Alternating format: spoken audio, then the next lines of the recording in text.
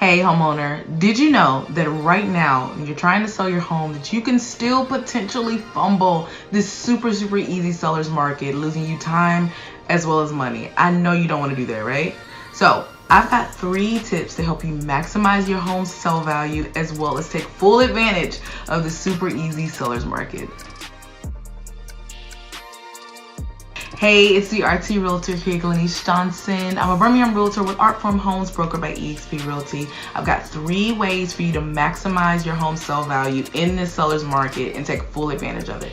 First thing, consider inspections, pre-listing inspections. I know that sounds kind of counterintuitive. You want to save money, but hear me out. Consider pre-listing inspections. What this is going to do is help you diminish the space that you have or that the other side has for negotiations on the transaction side, right? Now granted, you're in a seller's market. A lot of times you may get buyers that are offering you their best offer is without any contingencies, but you may get multiple offers, and even the highest and best still has those inspection contingencies.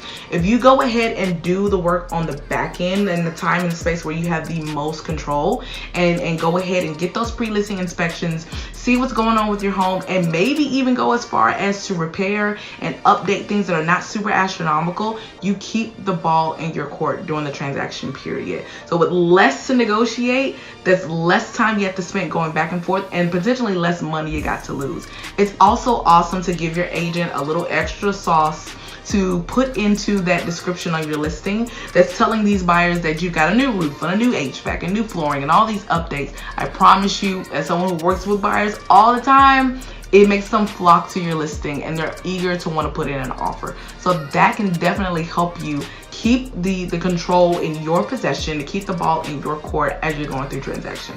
Second thing, stage your home. Stage it. Yes, in this market, an empty house is just fine, but there is something about a full furnished place that helps take the mental work off the buyer to imagine themselves living there. Buying a home is an emotional decision, and those first impressions matter. A lot of times it takes a buyer about 8 seconds to determine if they're wanting to put in an offer on your home, and having it furnished to where they don't have to work as hard to imagine how it would look and how it would feel to live there. Huge difference. We're talking a difference of about a few $1,000s just by adding furniture and making the house look like a home. So with staging, you can get it done professionally, or you can do it for the free 99, and I've got tips for that I will disclose at a later time. But yes, staging is crucial. It can be a huge difference maker. So third thing, price it right. Okay, price it right. This is so important.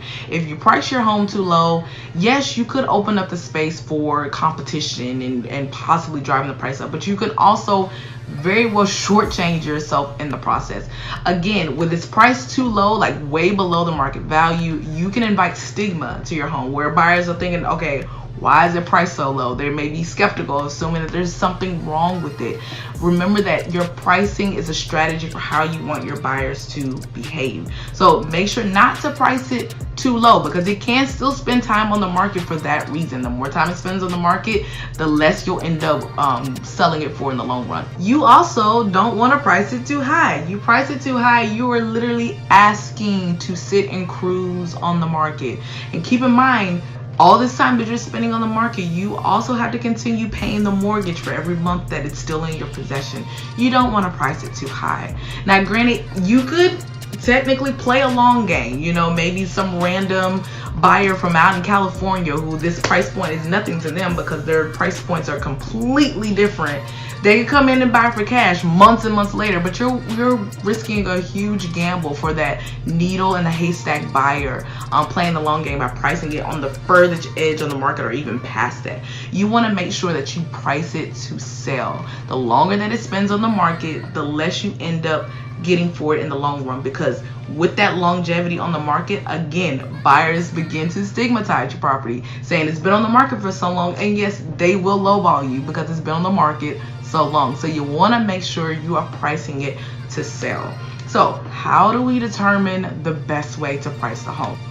You got 2 ways. You could hire an appraiser to give you a price tag, or you could have an agent run a comparative market analysis.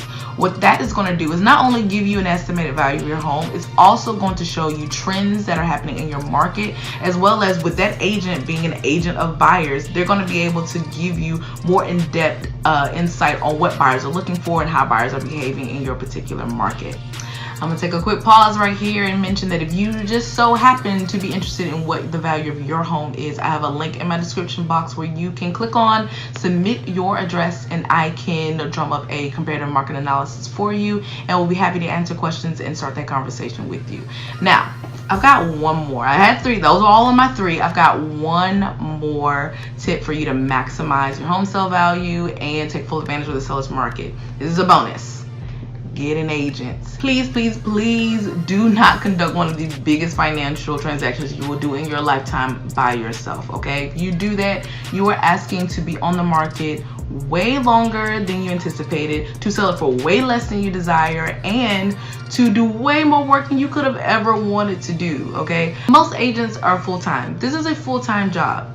You already have a full-time job. Don't take on a second one, okay? We've got you, all right? So, like I said before, if you are interested or curious about the value of your home, I've got a link for that comparative market analysis. And of course, if you've got any questions, all of my information is in my description box, and I'm happy to answer anything that you've got for me. I'd love to get in conversation with you to help you get to your next chapter. But that is all I have for today. Much love, take care, and I will talk to you later.